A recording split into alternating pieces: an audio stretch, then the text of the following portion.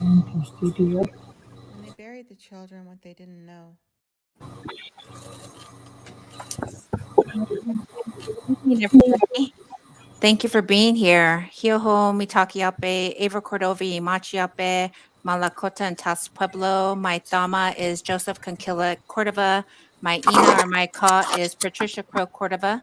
I'm the sixth generation from Chief Red Cloud. I'm the owner operator of AC and Associates, and I'm a board member with the American Indian Community Council. We're so grateful that you could be here. Today is October 9th, and the American Indian Community Council would like to welcome you to today's live event. What is this event about?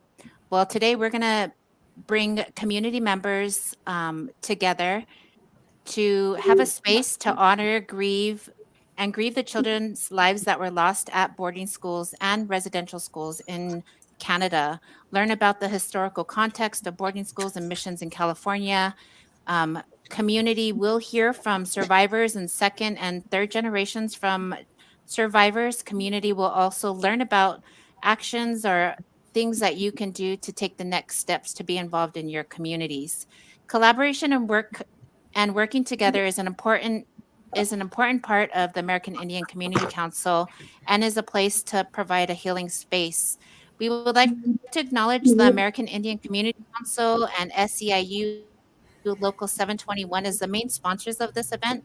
And we'd also like to recognize our partnering agencies and organizations, Paul from Powwows.com, AC and Associates, SEIU, Local 721, Native Muse, and all of you that are watching today. There have been so many individuals, community members, and organizations that have helped to make this event a success. And we are so honored for your efforts and help to bring this educational and healing event to life. To open our event in a good way, we would like to call on a special individual, the beautiful, the strong Jackie Nunez. Ompalof, and Atacham, Miuya, Matacham, Yotun Jackie, Tehuka Nunez. My name is Jackie Nunez, and I am from the Juanenu Band of Mission Indians, a Hashima Nation. I am the owner of Journeys to the Past, and it is an educational program, and we have been in business for 30 years. I was so honored to be asked to bring a prayer. And because my mother is also attended St. Boniface boarding school, it had a special place in my heart because it's been a lifetime trying to understand the historical trauma that our family really was affected by. And my mother never shared about anything until I was 17. And then she never cried. She was very hard. And when I came home one day, she shared her experiences. And I will share those experiences while I'm on the panel. But I had some things that were just kind of in my mind that I'd like to share before I pray. And I'm thinking about the children's and whose lives, were taken too soon. Some call them the lost children, but the children. And they died in innocence. But sadly, to me, I think of the Creator, those Creator-given gifts that were buried in the womb of Mother Earth. They're precious spirits that rose to the stars and they still shine on the families that grieve for them today. But I wonder how long a parent grieves. A lifetime. And today they grieve again because the bones and the dust are being reburied back to their traditional lands. And so as those children were lifted with tears and prayers and ceremony, I'm grateful that we have been given that little part to be able to take them back to the lands. But I also want to pray for the boarding school Native American children that were sent home. They were sent home not the same, bruised physically sometimes, but for sure there was this spiritual bruising. And when a spirit hurts, they hurt others. They don't do it on purpose, but because that is what they've learned, that's what they show. They have a memory of what it is to be unloved and abused, made to feel as though that they are less than, unworthy, and like my mother felt, that she was a dirty, filthy Indian. The ripple of that era of boarding school still exists in our memories today.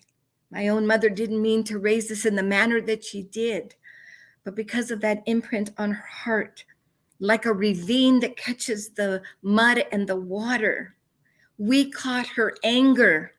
We caught her abuse. We caught the degrading words that were in her ear that she gave us. Did my mother have a soft, gentle voice for us? No, we never had it. And I wanted it. I so wanted it. So my prayer for the lost children, the children that are being found, and their descendants, and the Native children that became adults and still hold the pain like historical trauma, it promises that it will lay with us. It passes on and it lingers through words and actions and decisions. And we want to pray to be healed for this pain that our hearts hold, and that creator-given potential will still be used, and used with love and in a good way and with a good heart, in a way that creator intended thousands of years ago. So for a moment right now, before I sing the healing song that was given to us, can we take that moment and just in our own way think of that quiet moment for the families and the children that were taken too soon?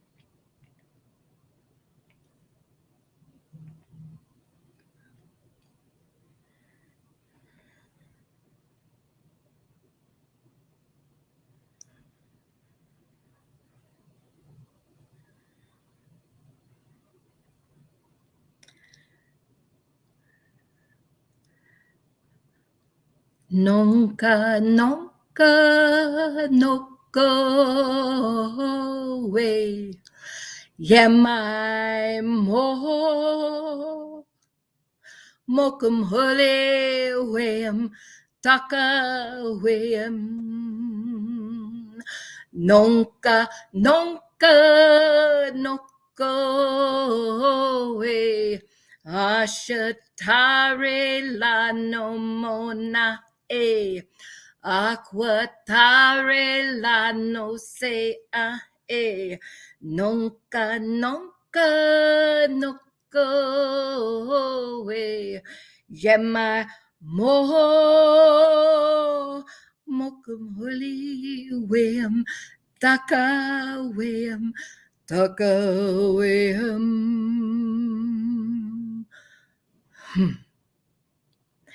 That song was retrieved from the Smithsonian Institute, and it was documented, and our people retrieved it because it was in our language. And I went to an elder, Robert Levi, and I sang the song, and I told him, what does that mean to you? And he said, that song is like the dust devil whirling that goes around the village, and it takes away the negativity. And I said, oh my goodness, thank you, because we didn't know, we just sang the song. And 10 years ago, I was working with the youth, and I was hearing so many stories of the sadness of the youth. And one day, it was in the middle of the night, I woke up and I wrote this prayer.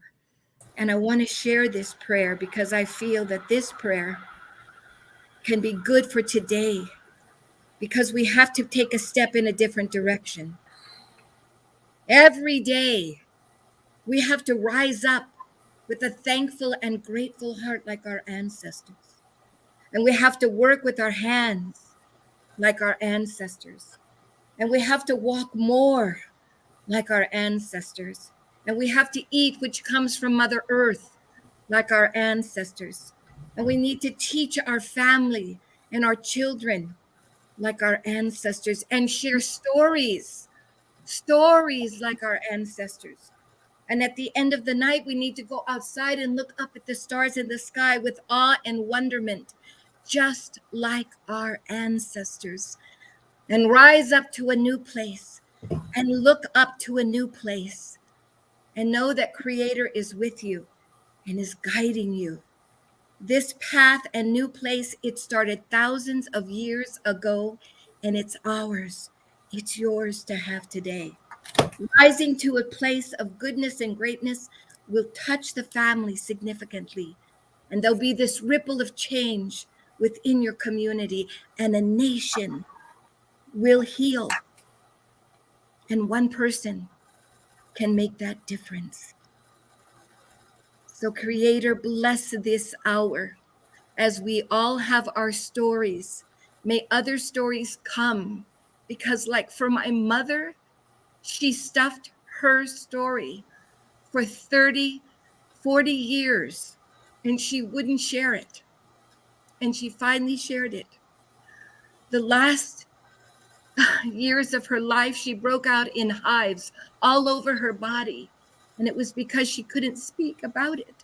We need to learn to speak, because our body cannot hold that kind of torture and anger and hurtfulness. So help us to heal. Ila, Ila.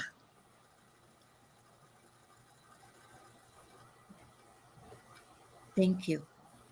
Nokshun Lovik, Ompalov. From a deep place in my heart, I thank you for letting me be a part. Thank you.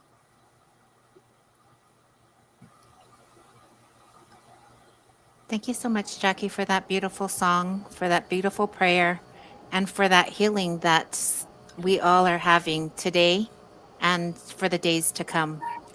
I'm going to go ahead and introduce our next guest. I'm so excited that she could be here.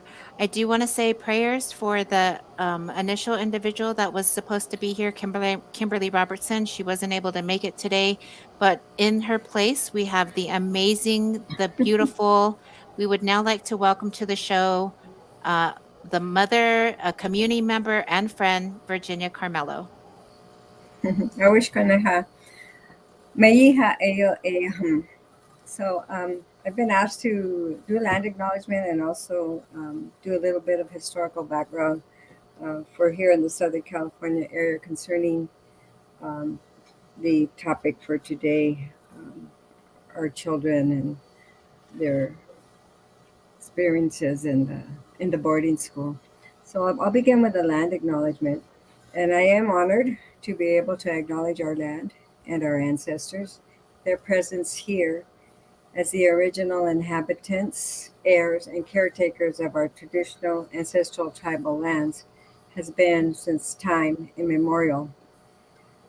Importantly and historically, these lands have never been ceded. We are known by several names, more commonly today as the Tongva, pronounced Tongve as my ancestors before me would have said it, and it conveys the meaning of people of the earth. Our Tongve ancestors thrived in a rich and dynamic culture with a network of nearly 100 known villages and an economic trading system that interacted with all of Southern California and beyond. Right now, I would like to give you a description of Tobangar. Tobangar are our Tongva tribal ancestral lands. It covers the entire Los Angeles basin and four of the southern Channel Islands. We identify this today as the greater part of Los Angeles and Orange counties and parts of Riverside and San Bernardino counties. You can also identify our lands by geographical features. In the north, we are bordered by the Santa Susana Mountains, and the entire San Fernando Valley was home to many of our Tongva villages, such as Tohunga, Kawenga, and Pakoinga. And you may recognize these as Tahanga, Kawenga, and Pakoima. To the east, we have the San Gabriel Mountains, which we call Ha'i. Some villages were Haramukna, Ashusanga, Hukumanga, all the way to Horunga. And you would recognize these as Redbox, Azusa, Cucamonga, and Harupa. To the south, we have the natural features and boundaries of today's San Joaquin Hills and Santiago Canyon and Aliso Creek. And I come to you today from Hutukna, which you would call Anaheim. And on the west, we have our coastal villages. One is Topanga, and you may call it Topanga. And we have our four beautiful islands, the largest being Pimu, and you know it as Catalina Island. And we are very proud that Tobangar is and always has been a flourishing center of abundance and creativity. I wish Kuneha, thank you. So I would like to take this moment just to recognize this gathering together today. It's long overdue, and I just want to share my appreciation for this effort to bring to light the many atrocities suffered by Native American people and the steps that are being taken to address the historical trauma. So what I'm going to share with you is about Sherman Institute. It is the boarding school that is here in Southern California. It was established first in Paris, California in 1892, not far from where my grandparents were living at the time. And it is one of 25 such boarding schools at the time. It was the last one to be built. Today, it's only one of four boarding schools and that are off reservation. So basically, the others have been shut down. And it is the only one in California. So it opened in Riverside in 1903. They moved there, and children as young as 4 were corralled, I want to say, into the school, taken away from their families. When I first learned of this as a very young woman, and I don't even think I was a mother yet, it just brought tears to my eyes to think of a 4-year-old without their mother. And of course, now being a mother, it has even more impact. But the purpose of the boarding schools was to assimilate the child, to extinguish the culture, and that would be including our customs, our language, our our ties to our land and to our families. And people that I have spoken to that attended Sherman often speak about not being able to speak their languages and actually getting punished for it when they were caught and trying to hide, in areas where they could speak their language and not be seen by whoever was in charge. So the students were not really actually educated. They were basically trained to fill labor positions. Um, they wanted the girls to learn domestic activities so that they could basically work as servants, and for the boys to become field workers or work in the area of providing food. So sometimes they would be cooks.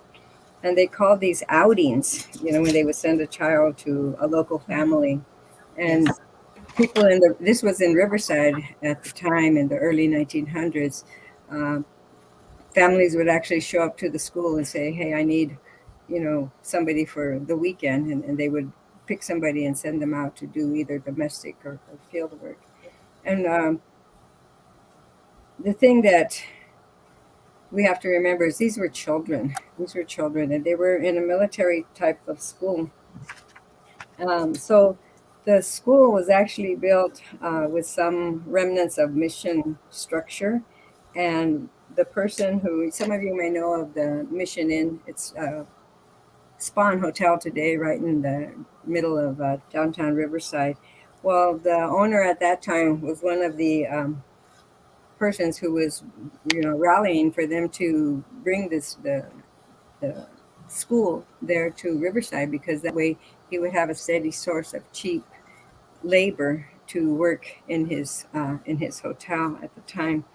And they were trying to continue that myth of the romantic mission, when here in fact we have such atrocities that 50 years still fresh in the mind, and even still today, of course, of Mission Indians and the missions treatment of Indians. And then they built the buildings that they're in to have the same feel of the mission. So it was kind of like just adding to the injury. It wasn't the missions were not a fond memory for the Mission Indians. And also, only 2 years after the institute was built, they made a cemetery because children were dying of typhoid and TB and pneumonia. Um,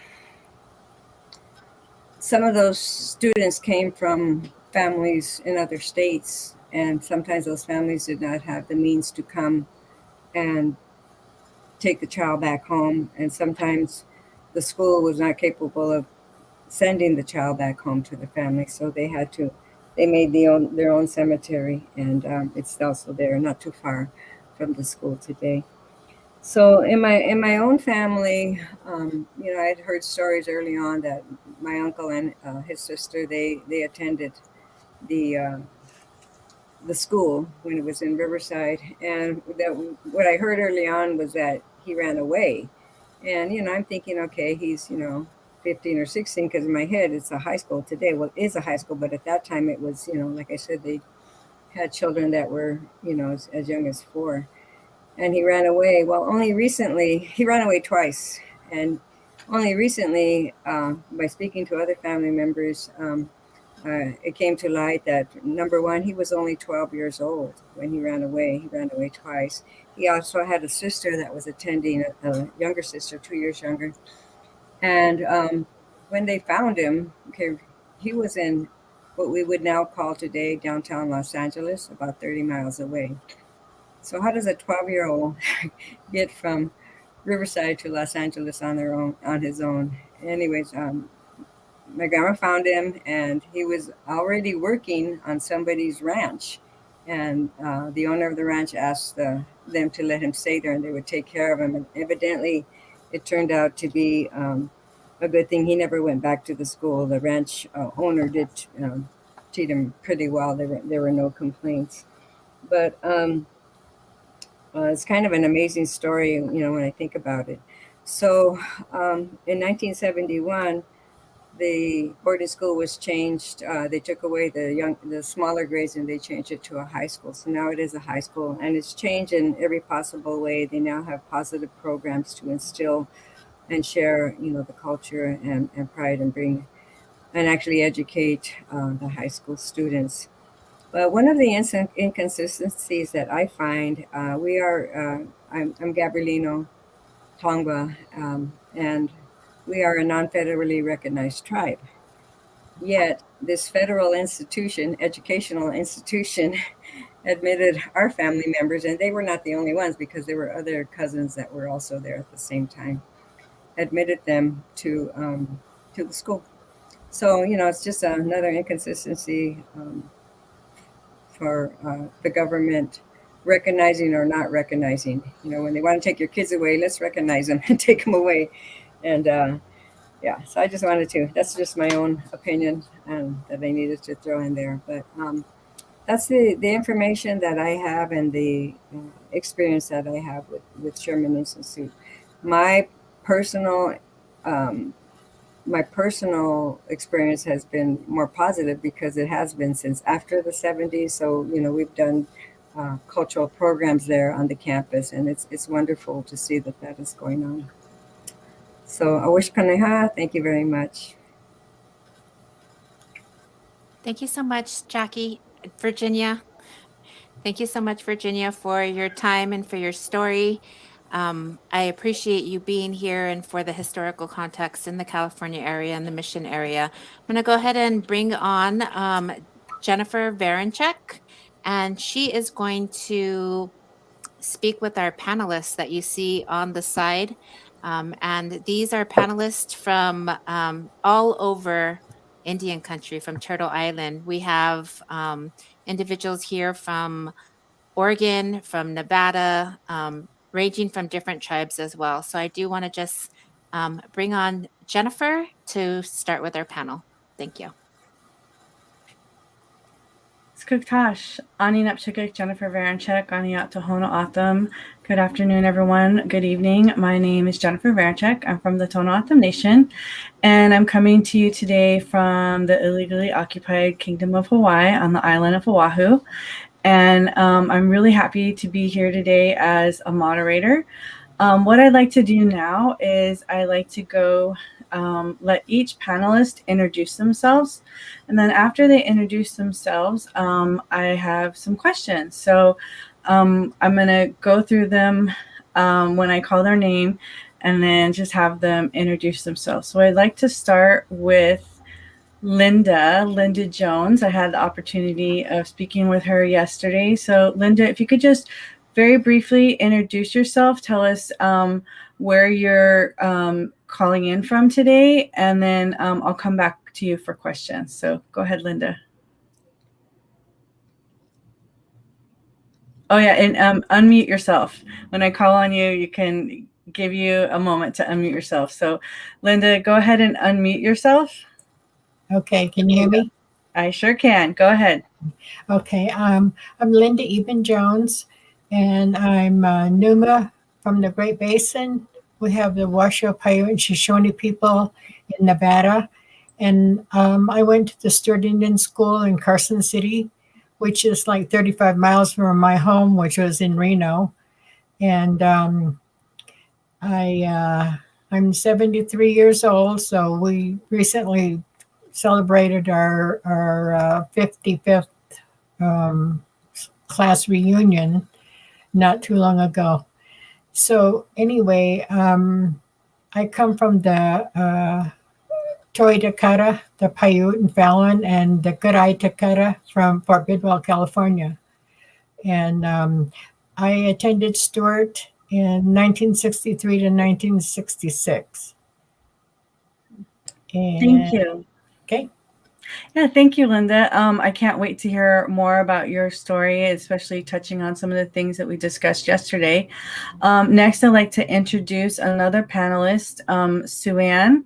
So go ahead and unmute yourself, and we'll put you on the big screen. There you are. Go ahead. Thank you. Hello, everyone. My name is Sue Ann Ware-Diaz. I'm a member of the Kiowa Tribe of Oklahoma. I was born in Santa Monica and have lived most of my life here in Tovangar in the ancestral homelands of the Tongva people, and they are still with us. So I am honored to be here today, and I am absolutely delighted that this has been a brainchild and been brought to us by our young leaders, which is a wonderful thing.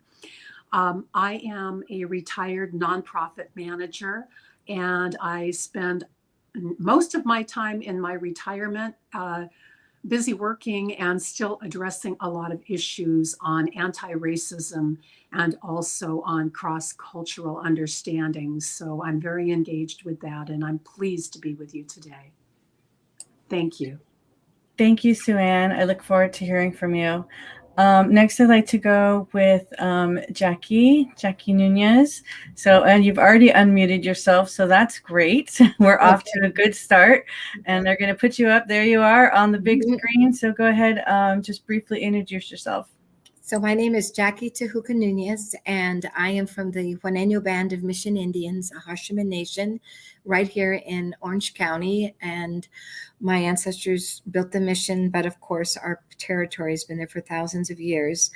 My mother was taken from her home and put into the boarding school when she was 5 years old.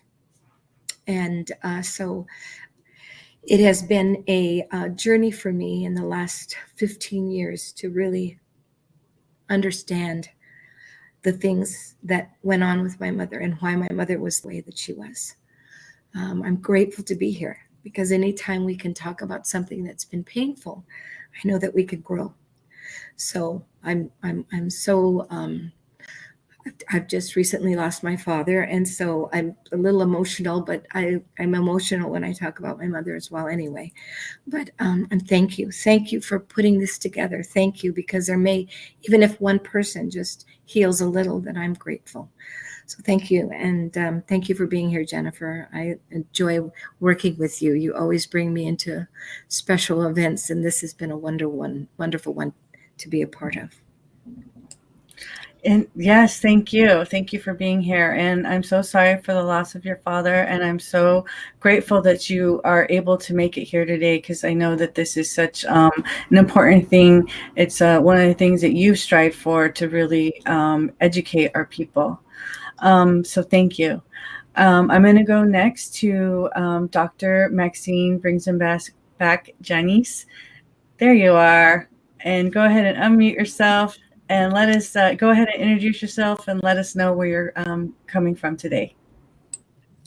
Thank you. Thank you for the invitation to join the panel. Ihala Lakogana Yupiana Pachuzok. In my Lakota language, I send a warm handshake to each and every one of you. I'm Oglala Lakota from the Pine Ridge Reservation in South Dakota, born and raised there. English is my second language. And in the spirit of full disclosure, Avril is my sister in the Lakota way. You're looking So she's a family member, and I'm really privileged to join this conversation. I make my home on the homelands of the Confederated Tribes and Bands of the Yakama Nation in Central Washington. And I work at Heritage University as the president's liaison for Native American Affairs, and I have a faculty appointment as well. But I'll leave it at that, and then step back into sharing my story as soon as we move forward. Thank you. Thank you. Thank you very much. I look forward to hearing more about that. We're very fortunate to have someone as accomplished as you with us today. So looking forward to your comments later. And then next, I'd like to go to Joseph. So go ahead and unmute yourself. And Goatsi, everyone. Good evening. I want to thank the American Indian Community Council and for hosting this event today, and all of the sponsors. And on behalf of my family, the community that I serve, the organization that I represent, I hope that all my colleagues and everyone who's joining us today, that you, your families, are all well and doing safe. Of course, we're talking about a very traumatic subject today, but we've all gone through some form of trauma with the impact of this COVID-19 crisis, and we're not out of the woods yet. So definitely sending good prayers your way. My name is Joseph Quintana from Kiwa Pueblo. I'm the Vice President of Development at the largest nonprofit human and health service provider for American Indians and Alaska Natives in Los Angeles and Orange County, called United American Indian Involvement. I also serve as a representative from the Mayor's Office, Mayor Eric Garcetti, to the LA City County Native American Indian Commission, and definitely thankful and looking forward to our continued conversation today. Thank you all. thank you. Okay, so we are going to get started with our panel discussion. So first off, I would like to hear from a wonderful woman who I just met yesterday, Linda Jones. I had an opportunity to speak with her, and she is a third generation survivor of boarding schools. So I would like for her to give us a little bit of her backstory and tell us how boarding schools have affected her family and her life. So go ahead, Linda. Whenever you have a chance, come on and share with us. Okay. The family makeup I have is something I learned recently. I'm doing research at the Stewart Union School Museum and Cultural Center, and I'm going through their old records. Well, lo and behold, I found out I saw my grandmother's name in the 1916 school register, and I didn't even know my grandmother went to school at Stewart. So I started looking further, and again, I found my paternal grandmother was at Stewart in 1918. And I mean, this is something I just found out recently. And so my grandmothers went to Stewart, and I'm sure they were mandated by the congressional laws in 1890 when Stewart opened. They were taken to Stewart to go to school. And like we all have heard, our parents. Some of them were forced to attend school. My father attended Stewart, and so did my mother. And my father was actually kidnapped from Fort Bidwell Reservation. At the time, they lived in a community there, and they just grabbed a couple of boys and threw them in the buckboard and took them to the train station in Susanville and sent him down to Stewart. And I can only guess he was maybe around 10 years old. And I don't know. Well, my father never spoke of his experiences at Stewart, so I don't have a story to tell there. And my mother went to Stewart, and I don't know how she went there, but I'm sure she was probably taken to Stewart the same way. She never really talked about her experiences there either, so I didn't have any stories about my parents. And I chose to go to Stewart, and until recently did I finally realize that I was going to school in the public school system in Reno, Nevada, and Reno's and Nevada as a whole is a very racist state. And I was one of the very few Indian students in my junior high school, and I didn't realize it at the time, but I just had struggled. I couldn't get along in school. And so I chose to go to Stewart. And at that time in my life, I didn't even know what boarding school was about. I didn't know about the assimilation or anything. So I go to school and I faced all the other issues that students hear about, from hunger, loneliness, um, just a variety of things. And I'm going to move on. I can't go there. So I don't feel like I got a good education at Stewart. The academics were weak. And I didn't realize that till I got out of school. And I didn't take a college course till I was like 35 or 40. And I had to start with English 101. That's just where I was going at that time. And I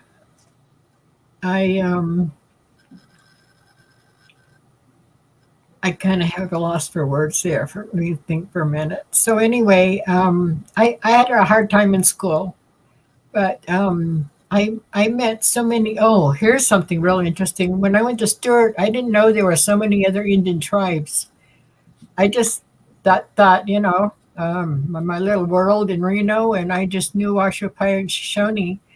And I got assigned to the little girls' dorm, and I could hear all these strange languages at night. The girls would talk to and whisper to each other, and I heard Washoe, Paiute, Apache, Pima, Altham people, all kinds of people speaking, and it was amazing. And I met some beautiful people that we still meet and get together every couple of years. And a lot of people don't know this, but at Stewart, the Arizona students started coming to Stewart in the 40s and 50s. And at one time, over 80% of our student population was from Arizona, from all 21 tribes. And also we had students from New Mexico. So it was a real diverse school population at that time. Thank you, Linda. I do have some more questions for you, but in the interest of time, I'm going to move on and ask a question of our next panelist. So Sue Ann, I'm going to turn to you so you can unmute yourself. My question for you is about our institutions, our academic institutions now. What is currently happening to educate people about that? Or what would you like to see? How can we improve to share with people about what has happened with the boarding school era? I'm not an educator in our institutions. I have worked actually with seminary students. I'm a member of the United Methodist Church, and I served in a national capacity working with the Native American portfolio on Native American ministries and issues, both within the church and outside of it, as well as with anti-racism issues. I can tell you at the higher levels of education, and that is in graduate study in particular, it isn't discussed. They're beginning to open up. In fact, I am at a point right now where I am on a panel that is reviewing a ministerial candidate who's currently in seminary. And what had changed from when I was in seminary 20 years ago, where I had been asked, my colleague, and well, I won't even go into that one. We had been asked to do some dramatic reading from the history. And my friend and I, who were both happened to be Kiowa, were to be reading, she was to be reading King Philip's, basically what he had said about the native people, mostly in south of the border.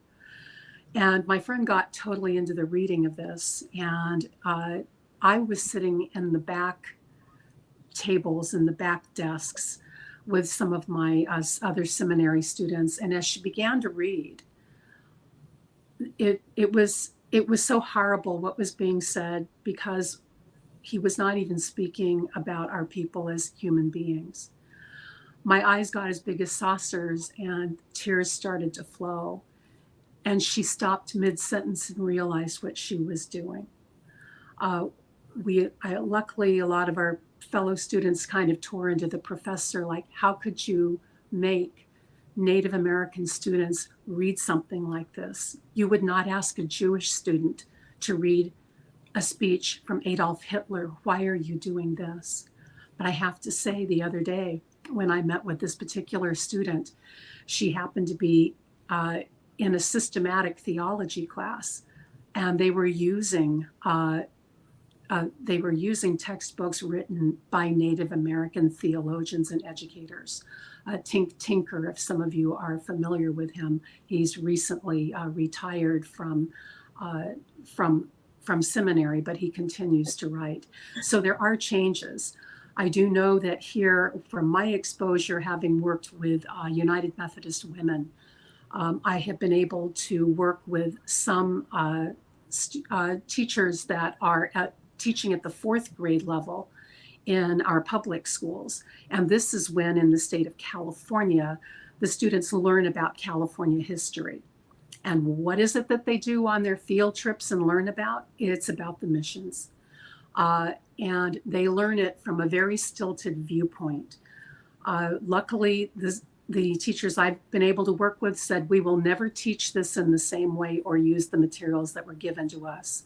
I think that's probably something that's still in progress, and probably one of the other panelists are going to be able to answer that for you better, Jennifer, but that is speaking from what I know of.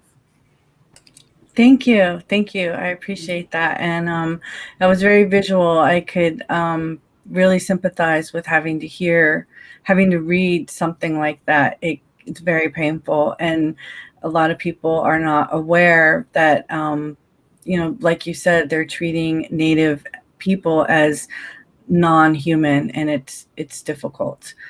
I'd like to go next to Dr. Maxine. Brings him back, Janice. There you are, front and center.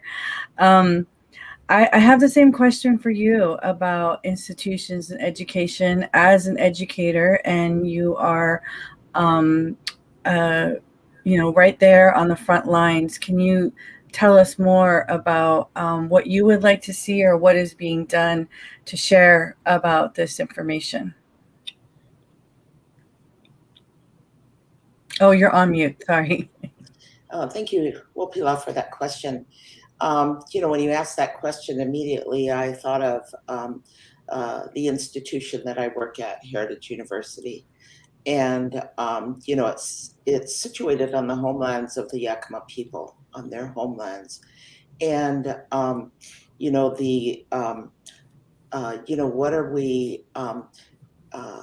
what are we teaching that, aligns with, would you ask the question again? Because I want to respond in a appropriate way. Yes, of course. I'd like to know what is currently happening. What can we do within our educational institutions to help educate? And what would you like to be seen? What would you like to see for the future when it comes to this subject? Okay, so what we're doing at our institution is, of course, we are a Native serving institution. It's a non-tribal institution, and a Hispanic serving institution as well. So we hold 2 designations. But in coursework, students come into the university and are required to take a University 101 class. Within that University 101 class, there is a whole section on the Indigenous experience. So we start from the doctrine of discovery, and then move into the phases of policy that impacted Indigenous people. And we talk about the boarding school experience, the residential school experiences. We talk about current events that are impacting Indigenous people. And so we have that embedded in the system, in our education system. And feel free to, if you ever have a few minutes, check out Heritage University, because there's some really unique things that we're doing there to change the landscape of how we deliver education. Currently, I'm working on a curriculum that is around behavioral health, mental health, and the medicine wheel, that whole concept that we use. And what we're doing is creating an education pathway that is being responsive to Indigenous communities. So indigenizing the curriculum to be more responsive to the demographic that we're serving. And so oftentimes I hear from the students when they take this course, because we have five sections: the immigration experience and other sections that are really in the context of social justice. And the students leave the course saying, why was I never taught this in the K through 12 system? Mm-hmm. So I think we have a responsibility as Indigenous scholars to really, push ourselves into these spaces. And sometimes it is push ourselves into these spaces because we have to have a paradigm shift in how we deliver education. Yes, thank you. I couldn't agree more. And because if we don't push, I don't think there's going to be any change, because it's been as it is for so long. It requires us to really make ourselves known and to raise our voices. And there are people, especially now, people want to know about this. They want to be educated about what has happened on this land. So thank you. Okay, I am going to go to our next panelist. I would like to go to Jackie, please. So Jackie, I see you're already unmuted, so that's great. I would like to know, what would you like our viewers to know about boarding schools? What would you, you had mentioned in the beginning, if just one person heals, well, what is it that you would like our viewers to walk away with today, knowing about this subject? Thank you for that question. I think that as an educator, I left the classroom to actually create a 1-hour program because my children were being bullied because they had braids. And I decided to go to the principal and I said, listen, my kids are the builders of this mission right across the street. I don't think anybody knows about us. And I want to share the story. And when I shared the story of who we are, then it just, they contacted Indian Education, and then my career change started. And as I began to share the story, because it was like a day in the life of an Ahashiman, I fell into trying to make it educational, but I realized that I had to change this story, and I had to change this story dramatically because the truth wasn't being told. So I include in my presentation that we have a lot of wonderful things. You know, we made this, we made that, we were basket weavers. But there's another part of this story that nobody knows. And these are fourth graders that I'm talking to. And I said, my mother was taken from her home at 5 years old. And the priest and the nun and a government agent walked into the Rio Sidobi. I grew up in the oldest home in California that the same family has lived in for more than 200 years. They walked in, and in a half an hour, my mother's bag was packed, and so was her brother's. And they took her away. And my mother, in tears, told me that she said the reason why they took me was because I was dark. That's why.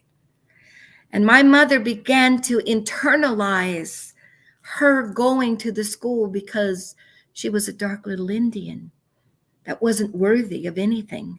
And when she arrived to St. Boniface, the people there were so prejudiced that when the children would walk through the town to go to the movies, that they were only allowed to go to the movies once a month, they would open their doors and spit on the ground and let my mother walk over it. They would call them names. They would tell them they were filthy. Get out of here. And when my mother went through the back door, again, her dignity was just, she felt worthless. And when I asked these children, how would you feel if someone came to your house and told you that you were going to leave and you wouldn't return for 5 years? They didn't return. My mother, she went with her brother, and while they were in the car, they came up with some secret language with their fingers because they were afraid they wouldn't be able to talk to one another. And when they got there, they separated the boys and the girls, and they had to hide this one little communication, which was a finger, which meant I love you. And if the nuns saw them, they would be punished, whether it was a beating. To not allow a sister to say hello to her brother is just, I can't even understand the abuse, really. But I know this, that my mother came back broken, and she didn't know how to parent. And she didn't mean to treat me horribly, or my sister or my brother, but she did, because she was imprinted in her heart that she was no good. I tell that to children that are in fourth grade, and they walk away shocked, but I tell them, should any human being ever be treated that way? And they say no. And we have to tell the story in fourth grade. We have to begin to share the abuse of what went on. Of course, I share about, what we ate, how a basket was made, but I also want those children to know that terrible things were said about our people. In the book Chining-Chinish, there is a statement in there that Native Americans were this much smarter than an animal. And when I show them the beautiful basket, I say, look at that basket. That basket has a higher mathematical theory than anyone that's taught in high school. Fibonacci, the study of the earth and bringing it back into the basket. It's a high level. Do you think a person that has a high level of education, not education, but intelligent, is this much smarter than an animal? And the children say, no, they're very smart. And I said, yes, they are. And when I go back to the story that I tell them, I say, do you know that my mother wanted to be a nurse? But you know what they told my mother? You're ridiculous. You're ridiculous to think that you could be a nurse. And you're going to learn how to iron, and you're going to learn how to wash clothes, and you're going to learn how to clean. And in tears, as my mother, I was the first time I ever heard her, seen her cry. She kept that dream, and my mother was the first Native American Juaneño to become a nurse. And I think these stories of, even as broken as my mother was, even though her self-esteem was ripped from her, she still held on to that dream. And I think we have to realize that, like, I am fortunate enough that people were put in my path as I went to college, that they encouraged me. I didn't think I could go to college. My mother never said to go to college. My mother never said to go on and do anything. I was going to be a cashier at a market, and I thought that was success. But a teacher came alongside of me and said, "You're smart. You could go to college." And we have to realize that our words are so strong and they mean something. And when I go to any school, I just pray to Creator. I said, which one? Which one needs a wink? Which one needs an acknowledgement of eye contact? Which one needs a kind word? All of us are educators every day of our life, wherever we go. And I feel we are the best for our children and our Native community. But you know what? I'll never forget a little boy, blonde hair, blue eyes, crying at a school. And you know what he told me? "It's so cool to be an Indian. I'm nothing, just an American." And when he said that, I realized that every child has the right to know who they are. But Anglo people don't teach their heritage. Hispanic and, every color, we seem to celebrate who we are with food and our traditions.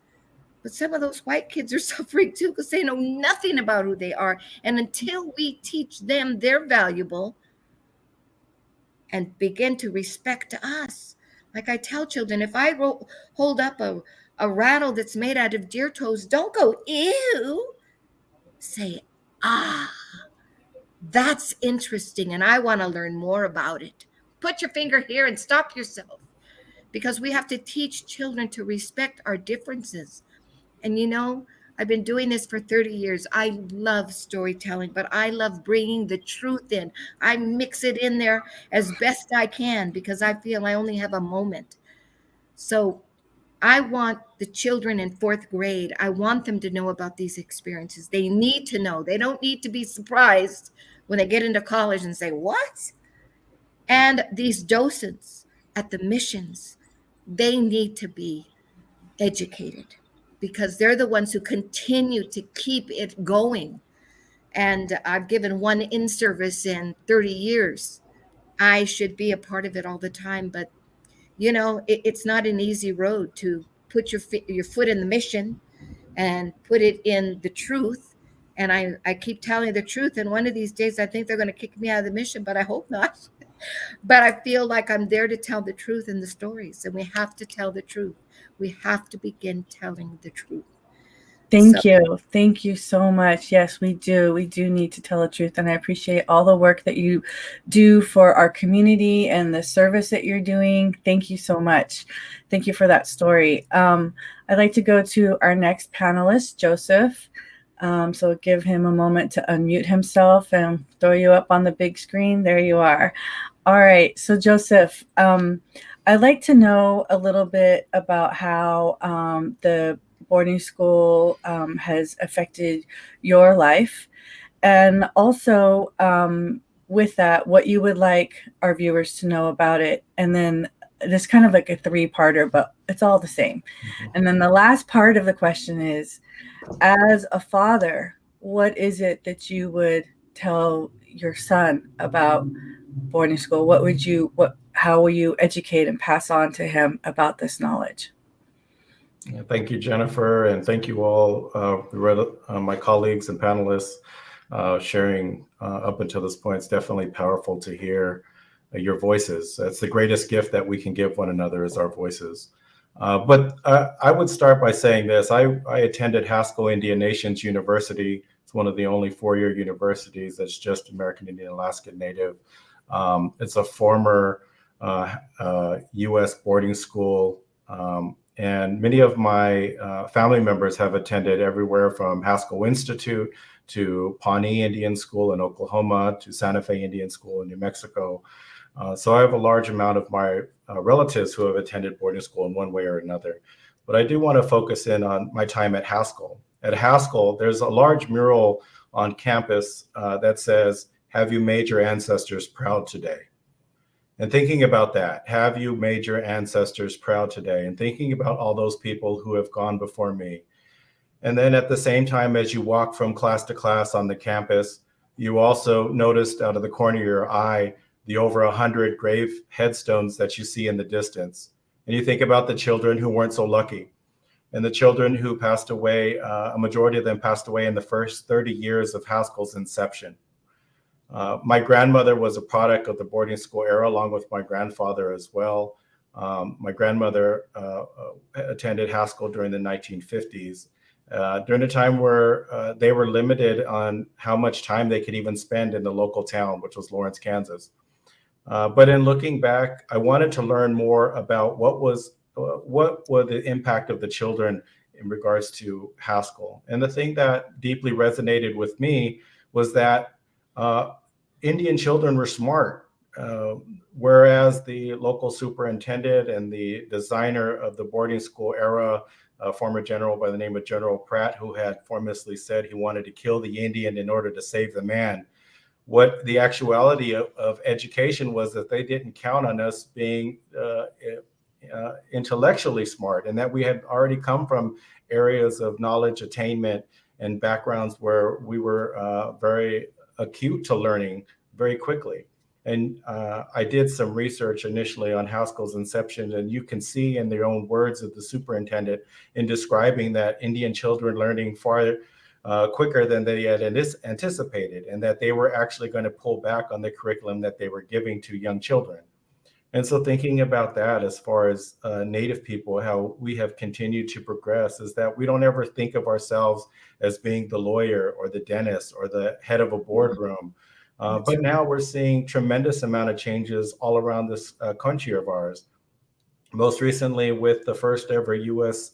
Secretary of the Interior in Deb Haaland, and how many other advancements in political leadership. And now we're seeing business leadership as well change, and educational advancement taking place. And so the reality is, I know it was asked earlier as far as how is academics changing, it is because we're the ones changing it. We're not waiting for Western education to catch up with us. We really need to be the ones to push forward. And I know over the years, there's been so many great professors and intellectuals, including Vine Deloria, Elizabeth Cook Lynn, just to name a few, Daniel Wildcat, as far as pushing what Westernized education has meant to Native peoples, but finding our own place in it all. And I think in describing that and thinking about how we are changing from killing the Indian in order to save the man, now looking ahead towards how are we as Native people making our ancestors proud. And I'll end on this bit is in looking at the future generation is how could we have that real conversation as far as what we've gone through, but how also can we heal from it. And although it will be traumatic at first, the greatest way for us to heal is for us to acknowledge what has happened, and also work with those non-Native members who are our supporters. There are many people who want to hear from us, and we're at a terrific time to be able to make that reality happen now. And I would say to our young people to never forget an era where there are right now, I mentioned that there are headstones of people who have passed away, but what happened to all those people who passed away who don't have a headstone? Those people who ran away and had succumbed to the natural environment and they lived in unmarked graves, or all the people who we know that trauma doesn't just stop when somebody leaves this earth.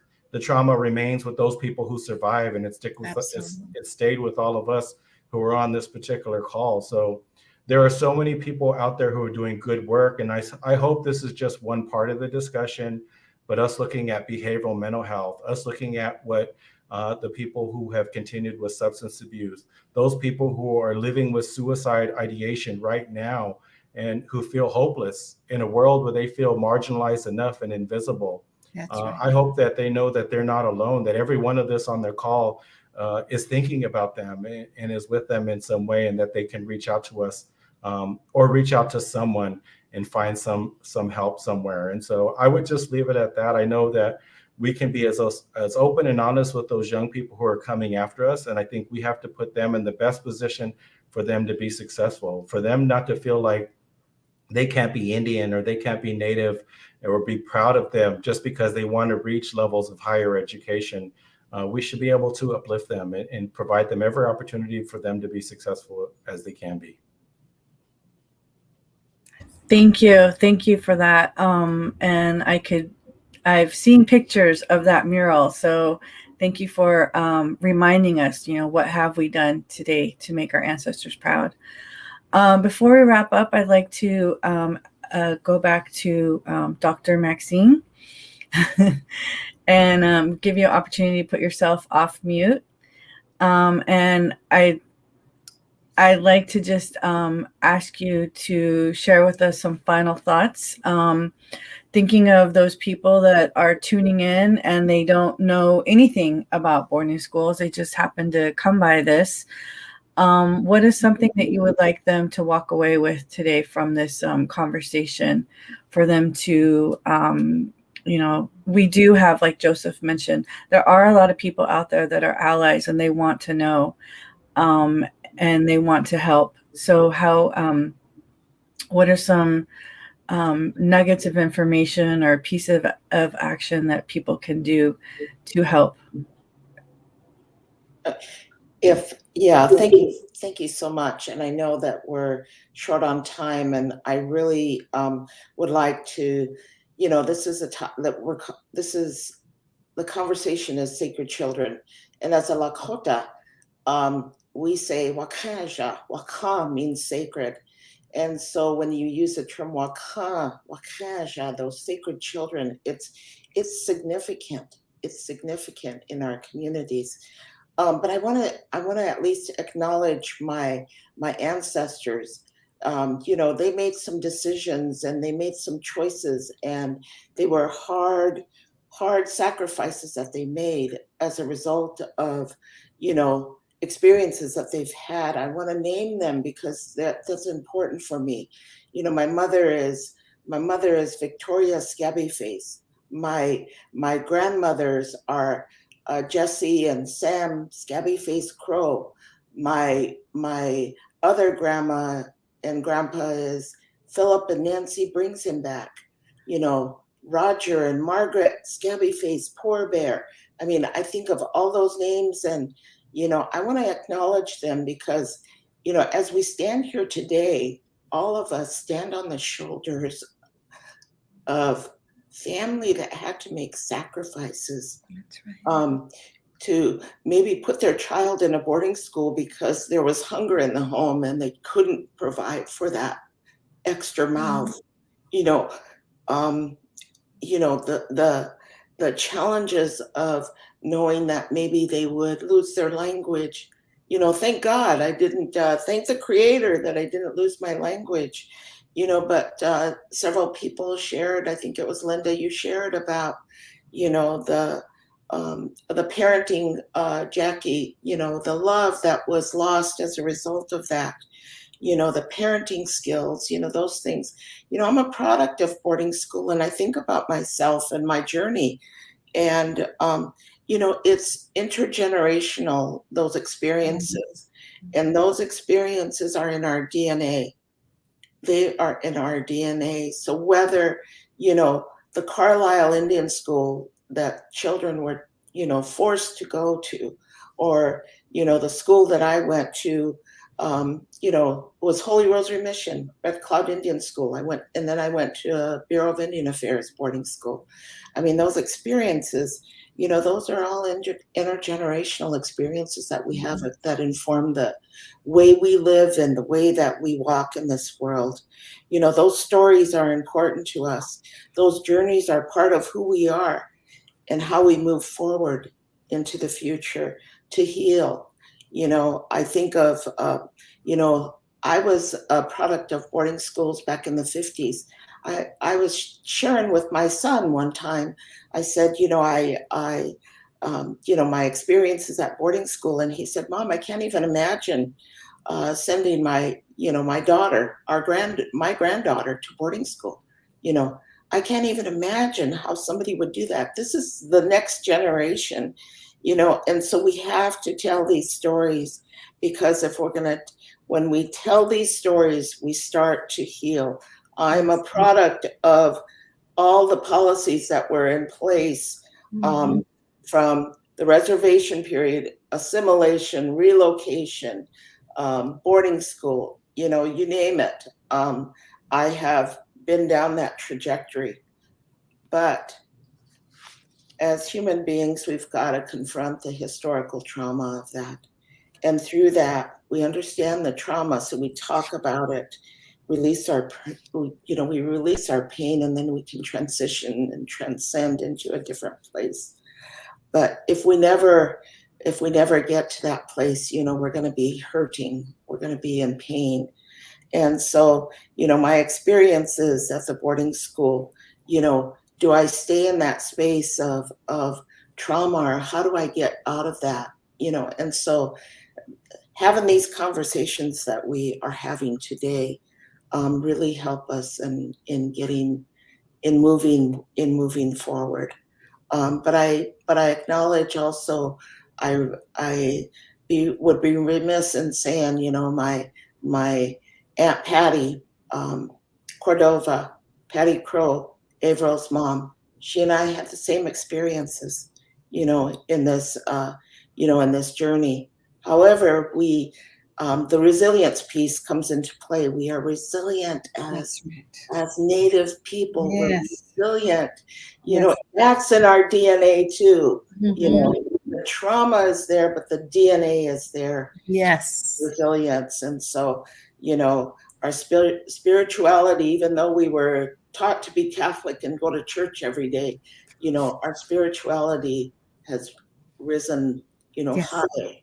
And Yes. our traditions are in place, so I just thank you so much for allowing me to at least acknowledge my ancestors, because they had to sacrifice and make some tough choices to get us where we are today. So thank you so much.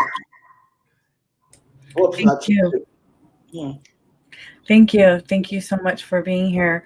The time flew by.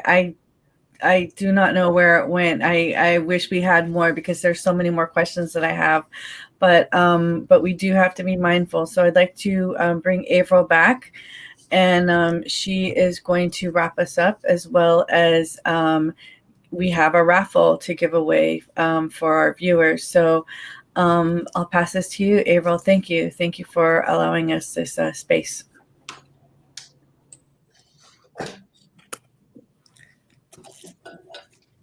Thank you all for being here today, for sharing, for allowing me to heal. As my sister mentioned, Maxine, she mentioned my mom's name, and I too am a child of a survivor. And to bring you this program today was the vision and the dream of Maritza, a young mom who said, I haven't seen anything happening. How can we make this change? How can we make our voices heard? With our community coming together and allowing these panelists to say their stories, to reminisce and talk about their experience or their parents' experience, I just want to say ta'a.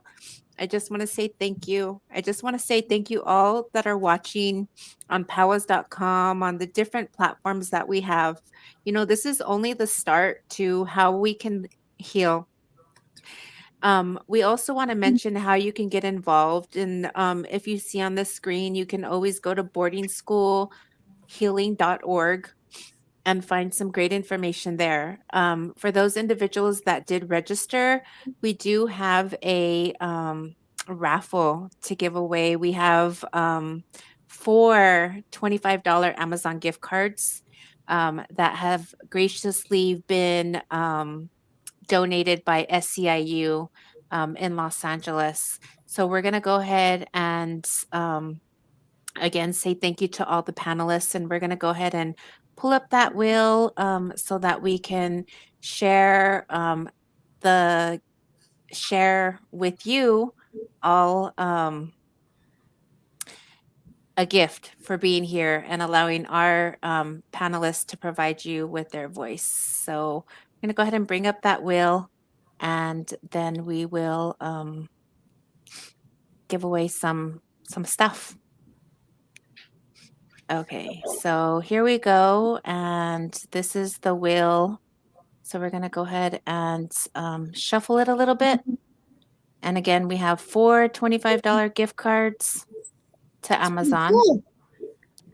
So let's go ahead and do this. Our first winner.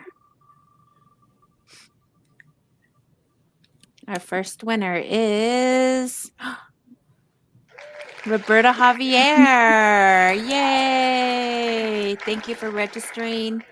Thank you for coming and watching and being a part of this this program.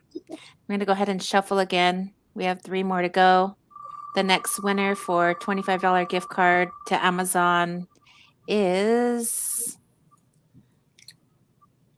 Agnes. Agnes, thank you for registering. Thank you for taking the time out of your busy schedule to join us and to listen and to register. So we'll go ahead and shuffle a couple more times and call our third winner. The next winner that we have is Elena. Elena from Indigenous Circle of Wellness, which shout out to Indigenous Circle of Wellness. They're in Los Angeles. They are a mental health organization. So please contact Indigenous Circle of Wellness online or contact them. They actually do have, I don't know if they have room, but they are offering free, I believe, 10 sessions for mental health to California residents. So if you are in the need to talk to somebody, please contact Indigenous Circle of Wellness. Okay, we have one more. We'll shuffle it for the last time. And the next and final winner is Suzanne. Suzanne, thank you for taking the time to register. Thank you for taking the time to be here. We appreciate you and are so thankful that you can be here. So with that being said, I just want to say thank you, everybody, for being here. Again, the next ways that you can be involved is to visit Boarding Schools Healing.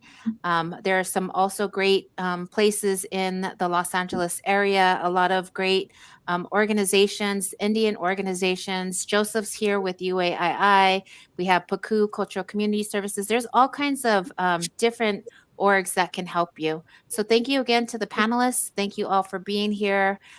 We bid you farewell, good night and healing, and thank you for attending. We'll see you all. Bye-bye. Bye.